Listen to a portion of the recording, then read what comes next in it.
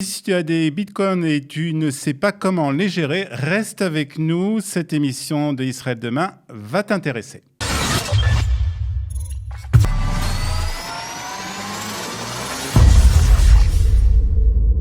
Et notre invité ce matin, c'est Uriel Ohayon. Uriel, bonjour. Bonjour, Vous êtes, comment ça va? vous êtes le fondateur et président directeur général de Zengo. Oui, c'est bien Alors, ça. alors, on va parler dans un instant de cette start-up que vous avez créée, Zengo. Mais avant tout, Uriel, quelques mots sur votre parcours. Combien de temps en Israël? D'où venez-vous? Alors, français évidemment, de la Côte d'Azur, et Ah, puis en Israël depuis maintenant bientôt 17 ans, d'accord. sachant que durant ces 17 années, j'en ai passé 4 aux États-Unis. Donc en fait, vraiment en Israël, 11-12 ans.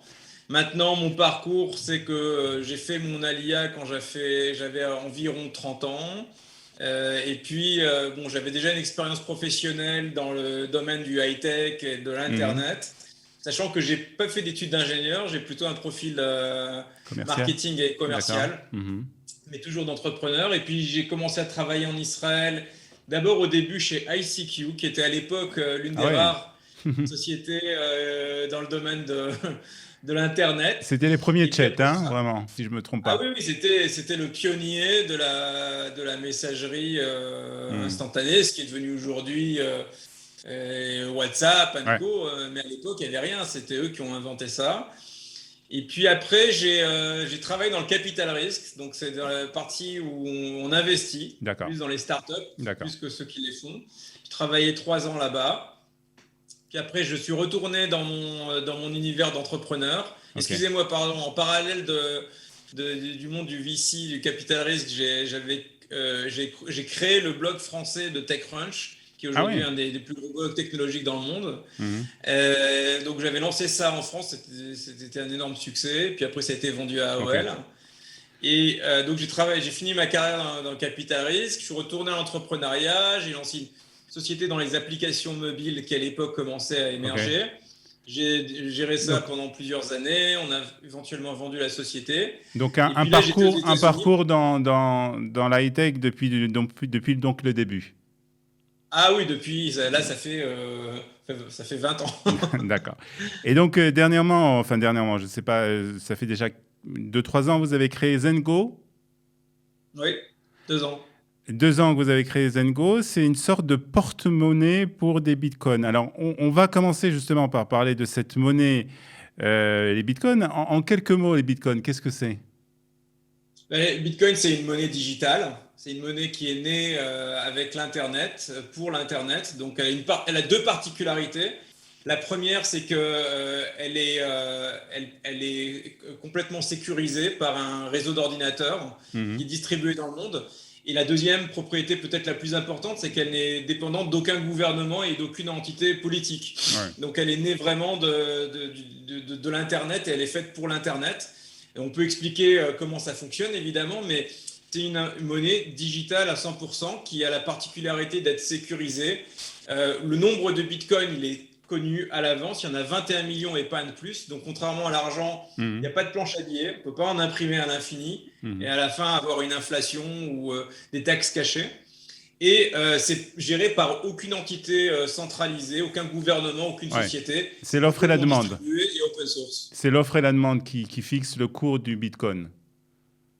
Alors, effectivement, le prix du Bitcoin, qui est différent du protocole Bitcoin qui génère, lui, les Bitcoins qui les crée, effectivement, le prix est déterminé par l'offre et la demande, comme toute Ouais. denrée qui existe dans ce monde-ci, que ce soit une denrée physique ou une denrée digitale. Et donc, il y a des gens qui achètent et qui le vendent toute la journée, et ce, en fonction des tendances de marché, des Mhm. facteurs économiques et des gens qui sont intéressés par posséder du Bitcoin. Alors, bon, c'est pas le sujet d'aujourd'hui de parler du cours du Bitcoin qui est aujourd'hui, je crois, aux alentours de 61 000 dollars, je crois aujourd'hui, quelque chose comme ça. Mais il y a une problématique dans justement cette monnaie qui, comme vous nous l'avez dit, est une monnaie virtuelle en fait.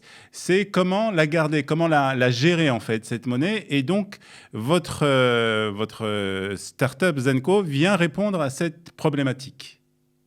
Oui, et très justement, puisque effectivement, d'habitude, une monnaie digitale ou même de l'argent, pour ça, il y a des banques.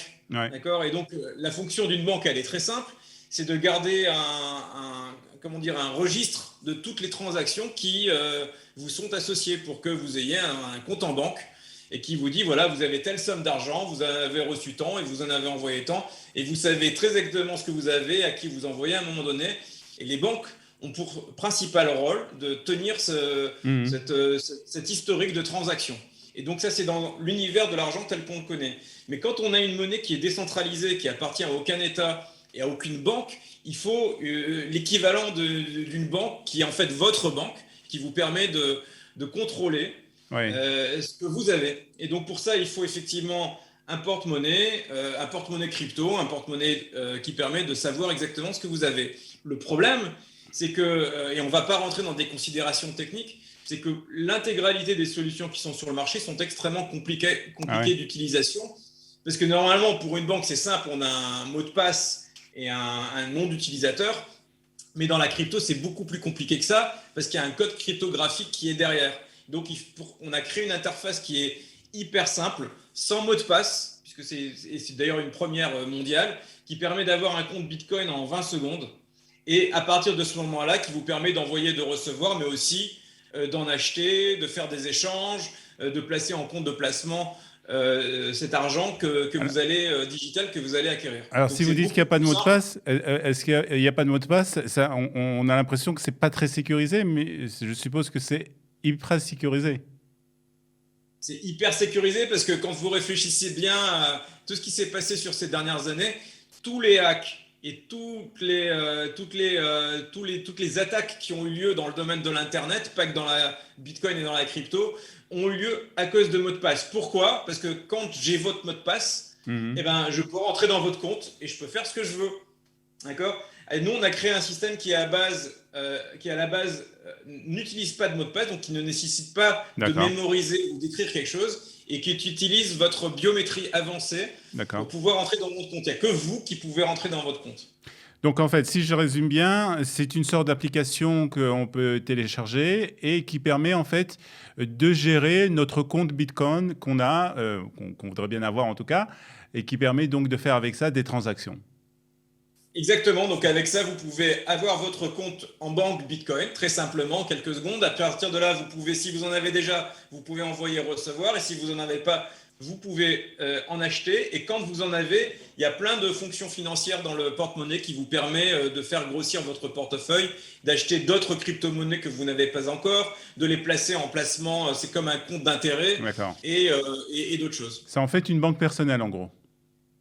C'est votre propre banque Bitcoin. Et donc, l'autre intérêt, effectivement, c'est que vous seul êtes en contrôle de vos fonds. Personne ne peut le dépenser, votre argent, pour vous. Même nous qui avons créé Zango, on est incapable de dépenser les fonds pour vous. Si vous nous appelez, vous nous dites faites-moi un virement, on ne peut pas. Il n'y a que vous qui êtes en contrôle. Donc Zengo, c'est une start-up israélienne. Je suppose que en fait, cette application est valable dans le monde entier.